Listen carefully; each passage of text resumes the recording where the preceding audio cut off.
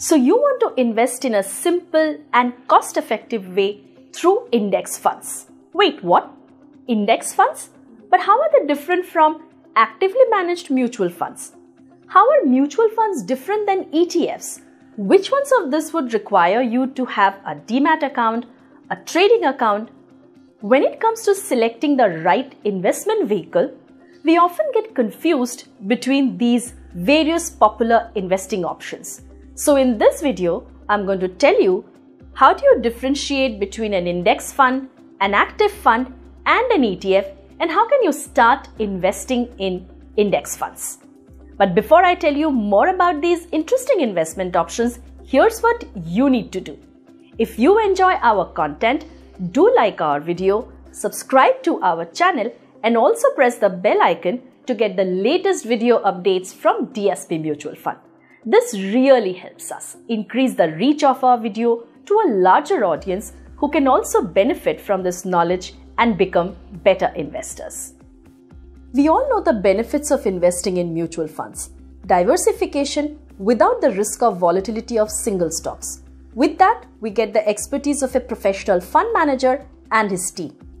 But do you know mutual funds can be of two types, active and passive?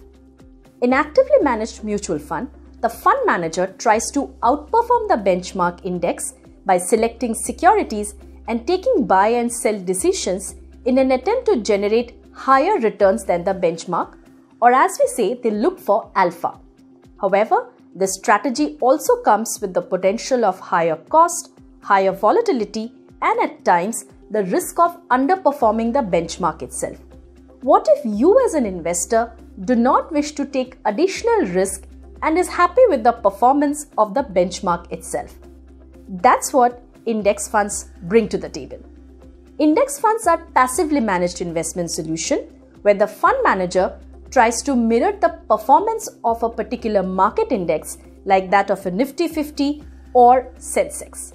So instead of trying to outperform the benchmark, the fund manager aims to replicate the performance of the benchmark index by selecting the same securities and in the same weightage as in the index.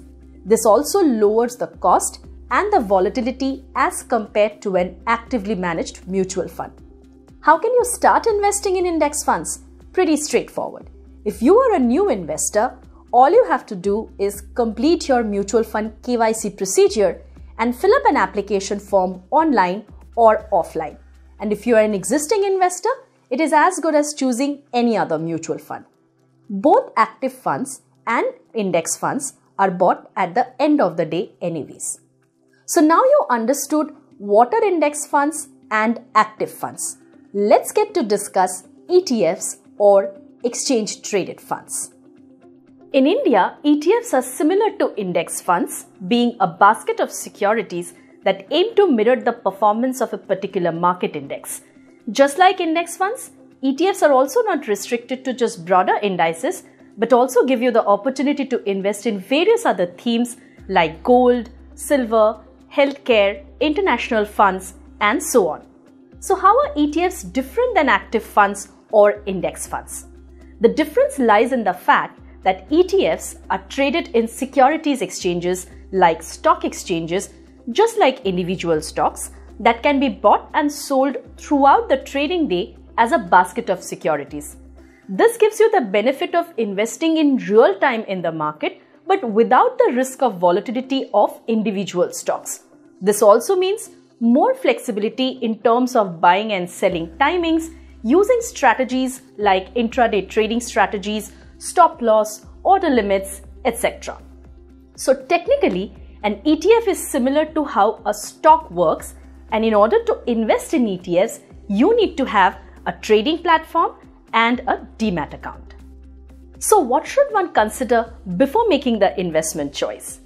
While you choose between active funds and passive investment solutions, it is important to consider your investment goal, your risk-taking ability, the duration for which you wish to stay invested, and also your return expectations.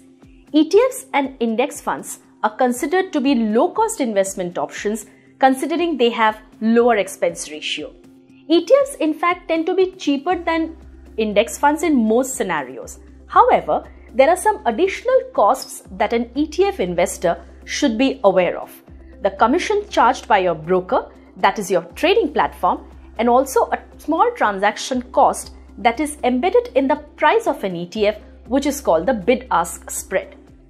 Mutual funds like active funds and index funds may be well suited for a long-term investor who wish to avail SIP facility or incremental investment options like step-up SIP, whereas ETFs may be helpful in taking tactical investment decisions in a volatile market in addition to creating good asset allocation strategy for a long-term investor.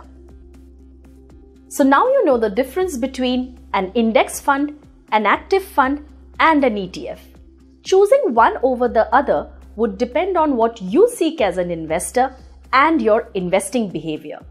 Consider consulting a good advisor for more guidance and choose wisely. Happy investing!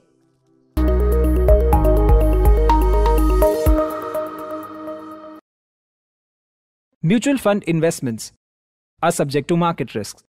Read all scheme-related documents carefully.